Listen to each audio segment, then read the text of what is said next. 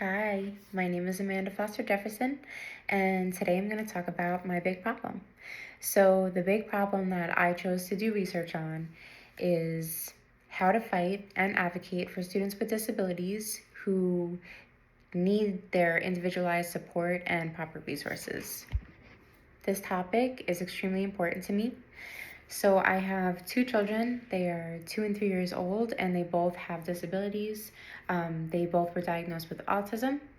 So, becoming a mom, they have become my whole entire life, of course.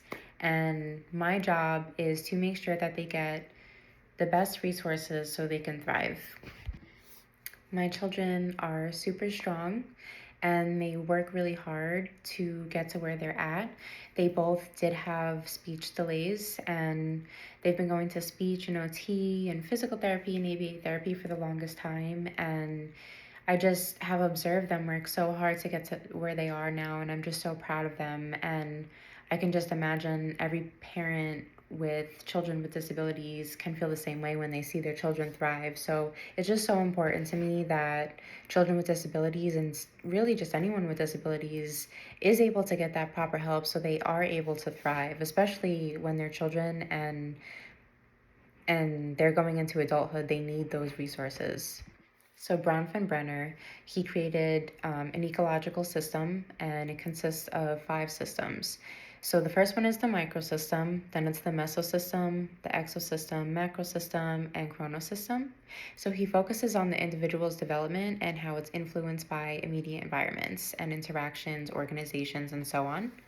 So in my big problem that I am focusing on, I believe that it falls under the mesosystem, and that's going to involve interactions with teachers, relationships with families and friends, with parents.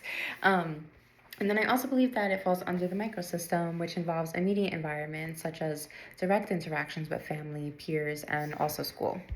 So unfortunately, there can be many complications, and the complications to my big problem could be many things, such as students masking their disabilities to fit in. This can be hard for professionals to interpret their needs because, especially with neurodivergent students, they learn to mask their disabilities so they can fit in with their peers. And because of that, it definitely can be hard to tell what they need exactly to thrive.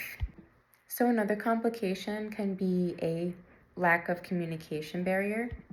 Some students are not able to communicate their needs verbally, so sometimes their behavior can be misunderstood, and I have seen stories, unfortunately, where students do get punished for their behavior if they are in pain or if something happened to them that is a negative experience and they're not able to communicate that verbally.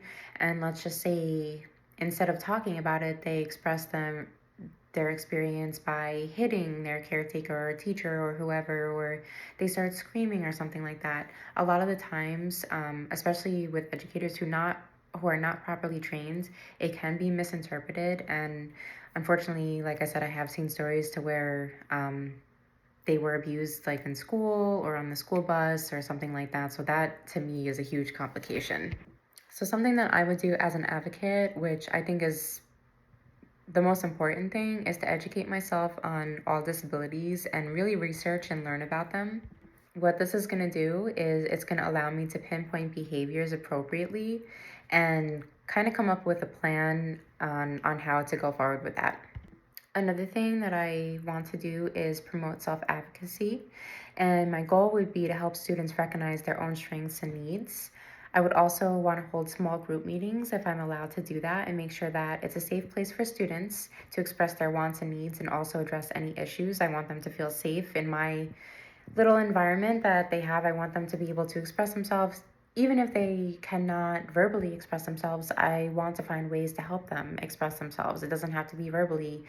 We could come up with healthy ways to do that, maybe writing or maybe through song or something like that. So that's another thing that I would love to do.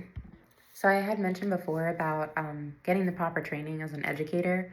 I think it's just super important for all educators to get that proper training with students with disabilities because many people have many disabilities. It is such a wide range, and it's so important, especially for teachers, and especially for the little guys that are in school right now. It's so important because that time is so crucial, and it really affects their development. And it may be hard to realize, but these students take their experiences in school, whether it's negative or positive, and it really affects them throughout their life and adulthood.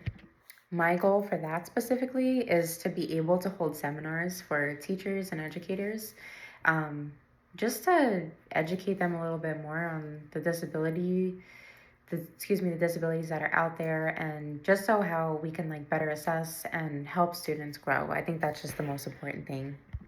So I am open to any criticism, I'm open to any opinions, and I would love to hear any experiences if anybody in class has worked in the schools, especially with children with disabilities.